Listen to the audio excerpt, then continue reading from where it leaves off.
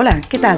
Bienvenidas al podcast diario de Mantrailing, un podcast pensado para todos los amantes del mantrailing, en el que comparto con todos vosotros mis experiencias, aprendizajes, noticias y curiosidades sobre esta apasionante modalidad de búsqueda de personas con perros. Soy Mónica Díaz Trías y os invito a acompañarme en este apasionante viaje. ¡Empezamos!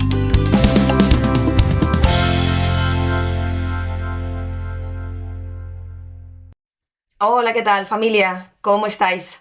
Espero que cuando estéis escuchando el podcast estéis bien, contentos, estéis yendo a entrenar o hayáis ido a entrenar con vuestros perros y estéis disfrutando de cada entrenamiento.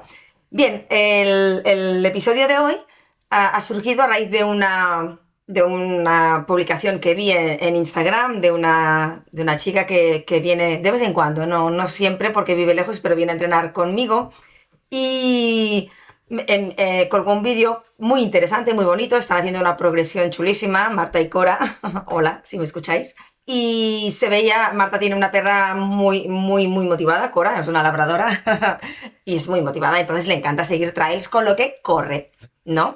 Y de eso quería hablar hoy, de correr, pero no correr en el entrenamiento, sino correr físicamente durante los trails.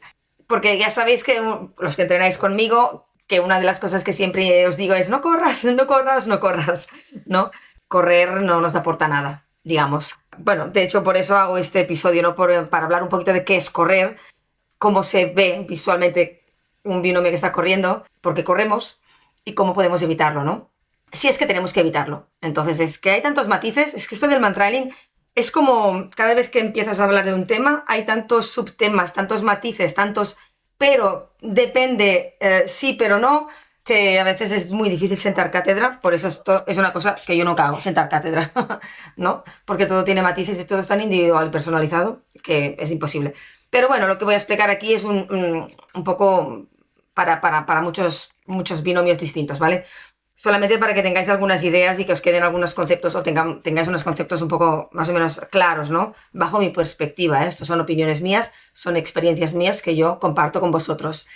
Si tenéis otras experiencias, pues las podéis compartir también con nosotros, así aprendemos todos de todos. Entonces, correr. Correr en realidad nunca es bueno. Desde el momento en que un perro que corre siguiendo un trail puede correr por varios motivos, que de esto también hice una vez un webinar y hablé de ello. Pero nunca son, bueno, no suele ser el motivo ideal o el motivo deseado. Un perro que corre concentrado porque tiene el olor, porque es muy rápido simplemente y lo tiene todo muy claro y hace muy buenos negativos, pues bueno, corre y no está haciendo canicross, está corriendo y trabaja con su olfato. Y eso es bueno entre comillas, ¿no? Ahora bien, hay perros que corren porque correr es muy gratificante, porque les encanta correr. Hay perros que cuando empiezan a correr luego entran como en un bucle o como ¿sabéis? Como una sensación en su cerebro muy gratificante y simplemente el hecho de correr les gusta y se olvidan un poco de que están siguiendo olor, ¿no? Y eso, claro, ya no es tan bueno. Hay perros que también pueden ponerse a correr simplemente porque tienen mucha energía y no la han gastado, mucha energía física acumulada y la sacan en mantrailing. Tampoco es lo deseable, claro. Querríamos un perro que si quiere correr es porque está siguiendo el olor y está muy seguro de sí mismo. No un perro que quiere quemar energía, ¿no? Porque su estado mental o su foco no está en el trail, no está en el olor, está en otras cosas. Un perro puede correr también porque se sienta presionado por el guía. Hay guías que, sobre todo la gente que va a un operativo o a una búsqueda y que tienen la presión de la familia, la presión, su propia presión, a veces empujan al perro, ponen presión en el perro y los perros acaban corriendo, como yendo a buscar el trail, corriendo. Y eso es otro de los motivos, aprovecho para comentar, por los que un perro corre.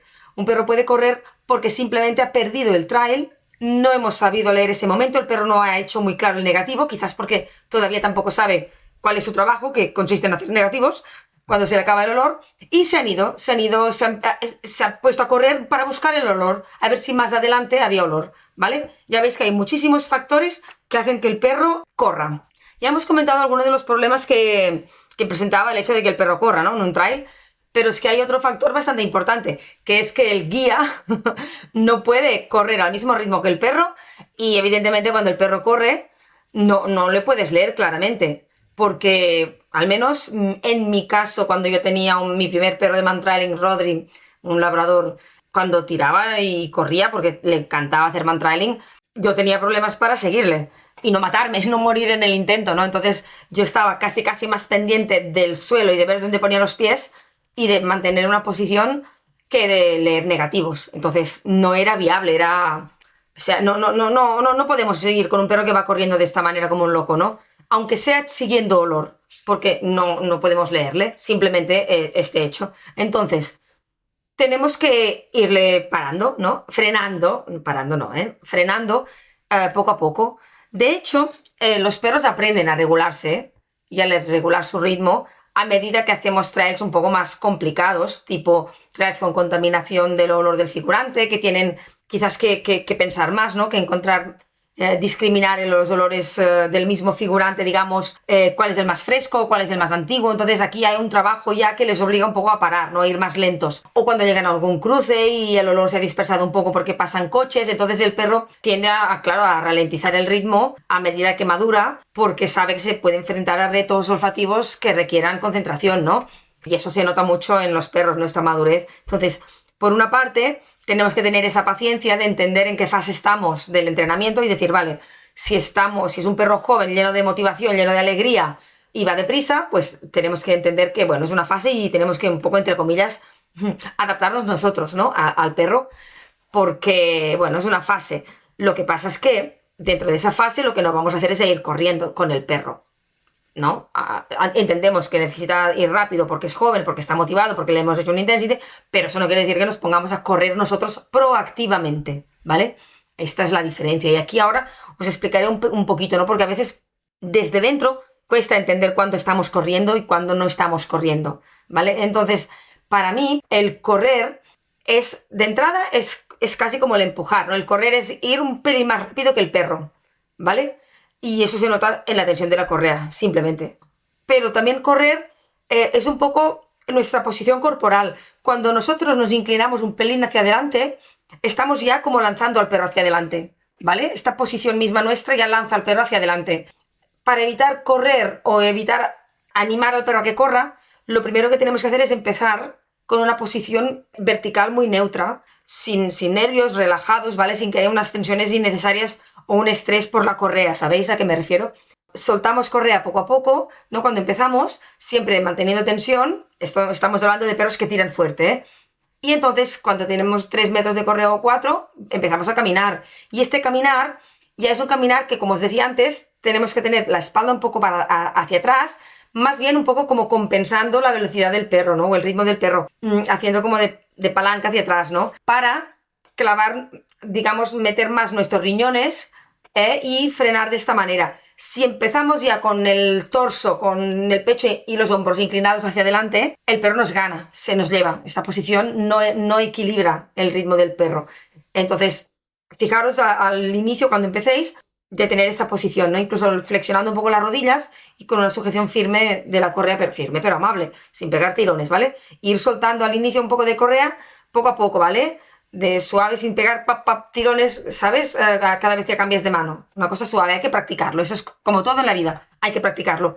Y luego intentar mantener un ritmo, digamos, adecuado al perro y al momento del perro, ¿vale? Lo suyo sería, cuando yo a la gente le digo, no corras, yo digo, no corras, significa que un pie se posa en el suelo y luego se posa el otro, ¿vale? Sin que haya un espacio que estén los dos arriba, porque entonces ya estás corriendo o trotando, digamos, ¿no? Entonces intentar siempre coger un ritmo y pensar, ¿no? 1, 2, 1, 2, voy poniendo los pies, voy clavando cada pie en el suelo a medida que voy avanzando, ¿vale? Dicho así suena un poco raro, ¿eh? Obviamente no tiene que ser así tan lento como digo yo, pero tened esta imagen mental en vuestra cabeza de cómo tenéis que moveros, ¿no? Otra cosa que es importante es que encontremos un equilibrio saludable. Es decir, si yo, por ejemplo, tengo un perro joven muy motivado y pretendo que vaya súper lento, lo que puede pasar es que el perro se frustre y diga, jolines, esto es un rollo, esto aquí no puedo correr a mi aire, no puedo ir como yo quiero, esto no vale la pena, no me gusta. Entonces, hay perros que por esta frustración se distraen, porque dicen, esto ya no me divierte, pues me pongo a olisquear otras cosas. Entonces, lo que debemos encontrar es ese punto en el que el perro disfrute y nosotros sobrevivamos, ¿vale? Exagerando un poco. Es decir, vamos a ser un poco más tolerantes con el ritmo, ¿no? Intentando poco a poco irle frenando, pero entendiendo que, claro, si le frenamos tanto que el perro ya no se motiva, ya no se divierte, ya no disfruta, pues entonces ya va a dejar de hacer mantrail y no va a querer. Teniendo la idea en la cabeza de que nuestro objetivo es no correr, busquemos el equilibrio. Por ejemplo, ¿qué podríamos hacer? Una vez, hace años ya, vino un instructor americano que tiene Bloodhounds, ¿no? Es policía y ha trabajado con Bloodhounds durante casi toda su vida. Y nosotros tenemos también Bloodhounds, como sabéis. Entonces le preguntamos, porque Texi corría mucho cuando era más joven, ahora también no está mal, ¿eh? Pero ahora ya no va tan deprisa, corría mucho. Y le preguntamos, oye, ¿tú qué nos aconsejas? ¿Qué podemos hacer para que la perra no corra tanto? Y él decía, pues, retenerla. Pero nos explicó más cosas. Ella nos dijo, mira, yo entendiendo que es una perra joven, que tiene mucha energía, hay que dejarla correr un poco. Me encantó su respuesta porque concuerda mucho con nuestra manera de pensar, pero bueno, que te lo diga una persona operativa con estos tipos de perros, pues mejor que mejor, ¿no? Te confirma lo que tú ya estás haciendo, ya intuyes que es lo que hay que hacer. Pero bueno, lo que sí que nos dijo él, por ejemplo, es, si tiene un día o una sesión de entrenamiento larga, en la que va a hacer 2, 3 trials o 4, por ejemplo, un día, una formación de día entero, etcétera, en el primer trial la deja correr más, corren los dos un poco, ¿vale? Siempre con tensión y siempre, digamos, frenando un poco al perro, pero permitiéndole un poco más de correr un poco más, ¿no? Porque es el primer trial, es el de desperezarse, es el de empezar, etcétera, etcétera, ¿no? Seguramente es un intensity, en fin. Ese, vamos, un poco más, le permite un poco más de correr, ¿no? Y corren un poco los dos. Los siguientes trials ya la va frenando más. La va frenando más para que la perra se acostumbre a trabajar a pesar de esta retención, ¿no? Que el guía la está reteniendo todo el rato. Ya os digo, es una cuestión de tiempo. Los perros se acostumbran enseguida a trabajar a un ritmo menor del que les gustaría, ¿vale? Todos son fases del entrenamiento. El problema que tenemos a veces es que, es que hay varios problemas, ¿no? El perro corre, ¿no? Porque está muy motivado. Y nosotros nos da apuro frenarle. Nos da pena. Claro, es que si le freno... Y bueno, claro, es cierto que si le frenas hay perros muy sensibles o perros que bueno, que hemos trabajado mucho, que no tienen la correa, lo que sea, que si notan que ponemos tensión en la correa enseguida se paran, ¿no? Y esto me pasaba a mí también con mi labrador. Yo cuando lo cogí tenía 10 meses, asilvestrado, sin ningún tipo de trabajo hecho con él ni nada, viviendo con el criador en ese momento, y tiraba mucho de la correa cuando paseábamos. Y yo, claro, una de las cosas que hice fue enseñarle a no tirar de la correa. Y cuando empezamos, posteriormente, al cabo de 2 años de tenerlo yo, empezamos a hacer mantrailing, pues claro, pero primero a la que yo ponía un poco de tensión, se paraba. Total, que poco a poco él aprendió que en mantrailing podía correr. Y luego nos vino el problema de que corría tanto, ¿no? El que os he comentado antes. Pero tuvimos una fase en que, claro, a la que yo le ponía tensión al inicio, se autocorregía un poco. Pensaba que, ay, que estoy corriendo y no tengo que correr. Eso es una cosa. Pero luego hay gente que tiene perros muy sensibles que les da apuro frenarles mucho y entonces pues corren. Y claro, aquí tenemos un problema porque corriendo es muy fácil que empujemos al perro.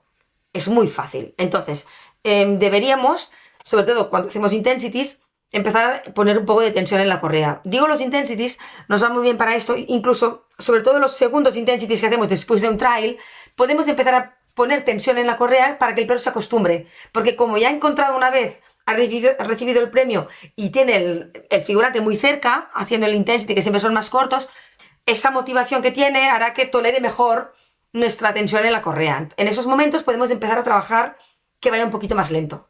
En perros de esos que suelen tirar mucho. O perros muy sensibles a la correa. Y poquito a poquito ir trabajando esto, ¿no? Que haya un poco más de tensión. Es decir, ya sabéis lo importante que es para nosotros que haya tensión, porque la tensión indica que hay conexión. Estamos unidos por este cable telefónico que es la correa, ¿no? Entonces, si no hay tensión, los perros o se sienten muy solos y muy sueltos, y hay perros o desamparados, y hay perros que esto les preocupa, o simplemente puede ser que estamos corriendo nosotros más que el perro, ¿vale? Entonces estad muy atentos a estas cosas. Cada uno, ya os digo, con vuestro criterio y sabiendo cómo es vuestro perro. Pero el objetivo sería hacer los trials sin correr, ¿vale? Aunque al principio nos cueste un poquito. Ya os digo, es cuestión de tiempo, ¿eh?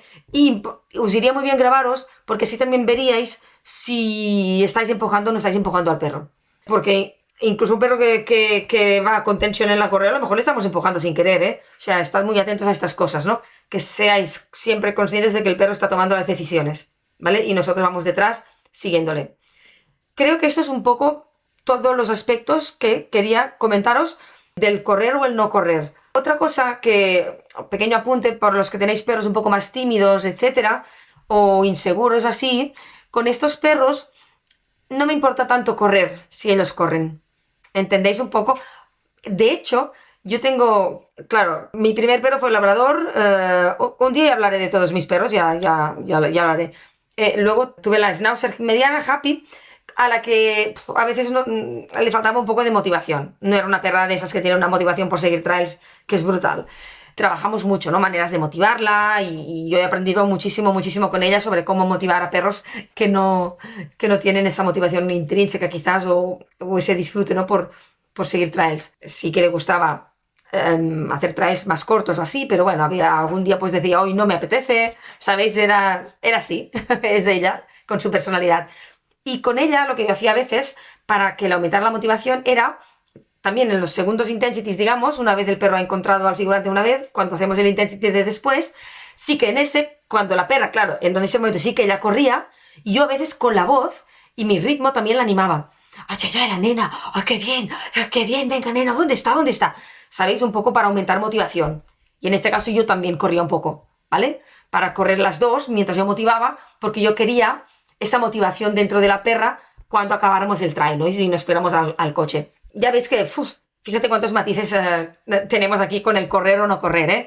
Con la palabra mágica de siempre que es depende, ¿no? Todo depende, ¿no? Pero espero haberos dado algunas ideas, algunos tips que os pueden ayudar para alguno de vuestros perros. Si tenéis un perro que os tira como un poseso o si tenéis un perro que, porque es timidito y así, es muy sensible a la correa y no sabéis exactamente cómo hacer para no empujarle y ir trabajando un poco la tensión en la correa cada vez para aumentarla más y que el perro se sienta cómodo con nosotros. Lo que, en este caso de aquí, de último que he comentado, lo más importante es aumentar la motivación del perro, ¿vale? Con mejor comida, con un buen figurante al final, etcétera. Trails cortitos y divertidos, que el perro se sienta que gana, que es invencible, que aumenta autoestima, etcétera, etcétera.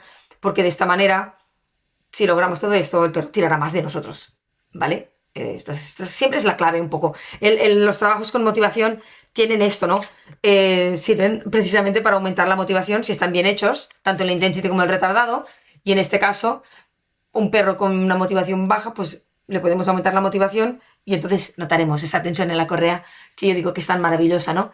Ese sentir que el perro tira de ti, que el perro tiene claro el trabajo, mami, yo sé dónde sale el olor, sígueme, confía en mí, que yo lo tengo claro. Y eso se nota mucho en la tensión, en la correa, cuando un perro sabe lo que está haciendo y va deprisa, va a un buen ritmo, nosotros también vamos a un buen ritmo, hemos encajado, ¿no?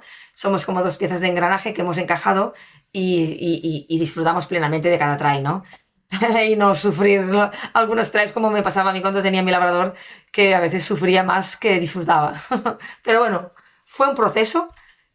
Y por eso os digo, no os desaniméis los que tengáis perros que corren, porque todo es un proceso y los procesos, como dice la palabra, evolucionan. Pues nada más, espero que os haya parecido interesante y nos vemos o escuchamos en el siguiente. Que vaya muy bien.